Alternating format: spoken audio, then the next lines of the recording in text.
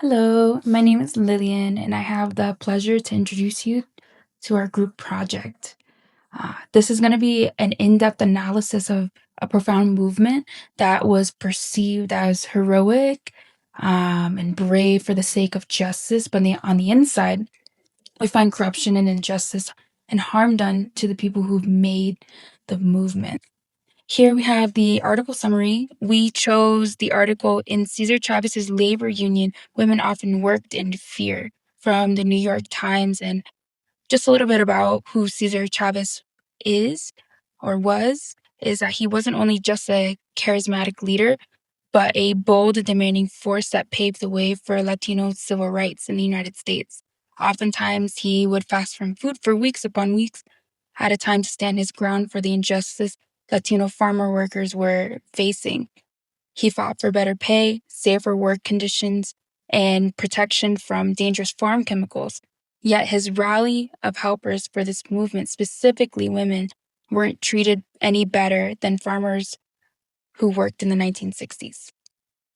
Throughout the New York Times article, plenty of women who worked for Cesar Chavez gave their testimony on what it was like working for him and how much harm they've endured throughout their time working for the UFW.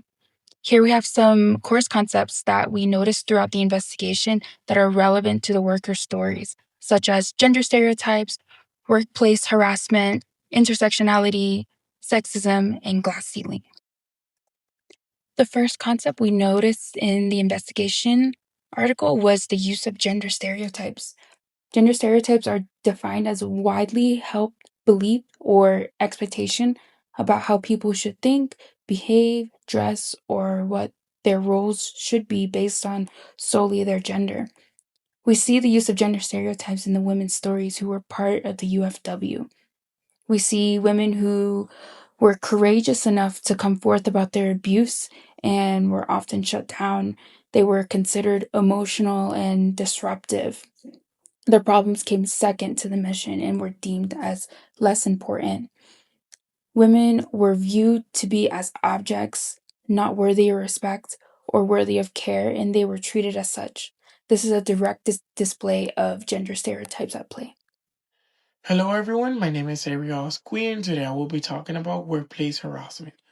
Workplace harassment is any unwanted verbal, physical, or sexual behavior that will make someone feel uncomfortable or unsafe at work.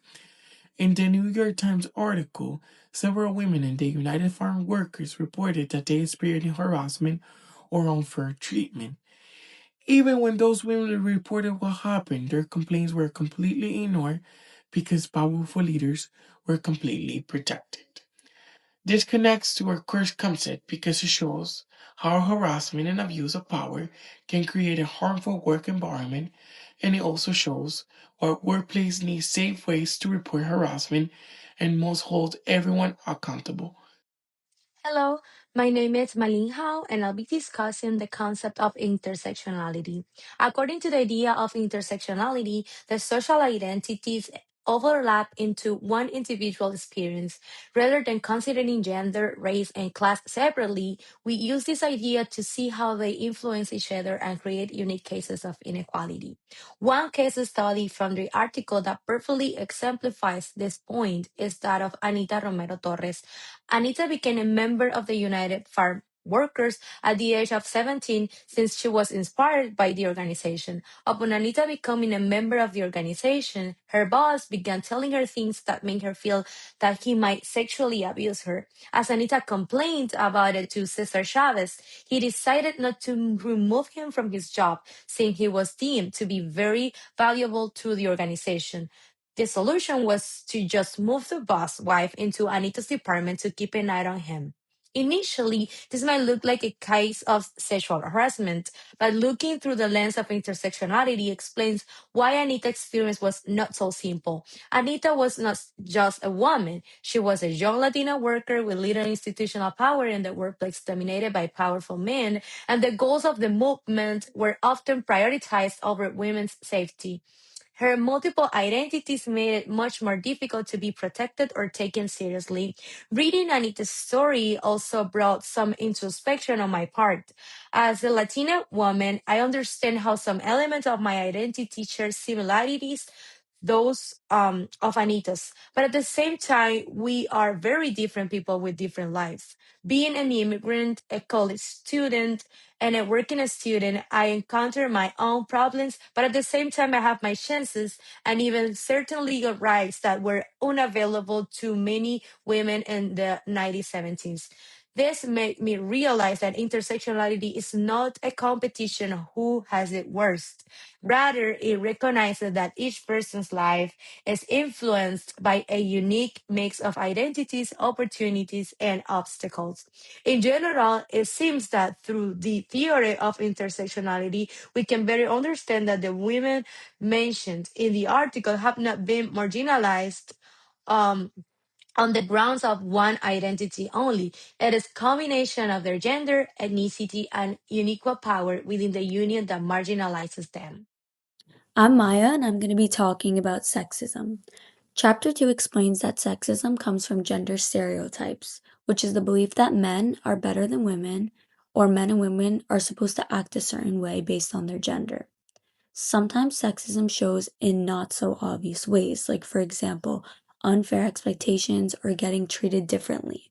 Men are usually expected to be the leaders and be stronger, while women should be more nurturing, emotional, and softer. These stereotypes have affected the way women are treated in school, work, and everyday life. For example, women might not get a certain job position because they're not seen as capable or strong enough. We also see in this article that women in the United Farm Workers Organization experience sexism and harassment. However, when they tried to report it, most of the time they were ignored, which is why they felt so unsafe because no one took them serious. Both the chapter and article shows how stereotypes can lead to unfair treatment. And it's something that needs to be taken seriously because it ends up affecting a whole community rather than just one person's opinion. Hello, my name is Inosa Freire, and now I'm going to talk about the glass ceiling. This means invisible barriers that make it harder for women to reach leadership positions or have equal influence. In the article, women helped the United Farm Workers, but male leaders still held more power. Some women who reported harassment were ignored or feared retaliation. This shows that women can be part of an organization but still have less authority and fewer opportunities to speak up. Throughout this presentation, we analyzed the article using 5 different concepts from our course: gender stereotypes, workplace harassment, intersectionality, sexism, and the glass ceiling. While each idea concentrates on a particular aspect of women's experience, they are all interconnected in some way. In fact, gender stereotypes and power imbalance led to harassment at work. Sexism and multiple social identities of women increased their vulnerability. On the other hand, barriers to leadership and gender inequality hindered their ability to voice their complaints. All these concepts combine to show how these issues discussed in the article did not arise from one particular problem. They arose due to the presence of different forms of inequalities that interact within the institution. That is not only the case with the United Farm Workers. These examples remind us that the same problems may persist in contemporary workplaces, which makes it essential to acknowledge this problem and keep striving from creating a safer environment. Looking into the future, this article suggests that in order to create an equitable workplace, one needs to do more than setting up an appropriate mission. There should be certain warranties that people behind the company's mission will not suffer from discrimination. One of the steps that need to be made by organizations to create such environment is to develop confidential systems of reporting in case of someone faces some kind of harassment or discrimination in the workplace.